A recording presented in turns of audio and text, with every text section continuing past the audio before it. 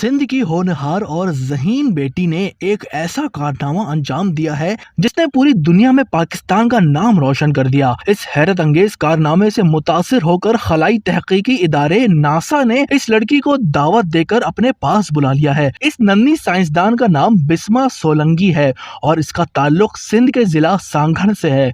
आखिर इस लड़की ने ऐसा क्या कारनामा अंजाम दिया है जिससे पूरी दुनिया हैरत में मुब्तला हो गई है। बिस्मा सोलंकी ने एक ऐसा चश्मा इजाद किया है जिससे ड्राइविंग के दौरान अगर ड्राइवर सो जाए तो ये चश्मा उसे जगा देगा।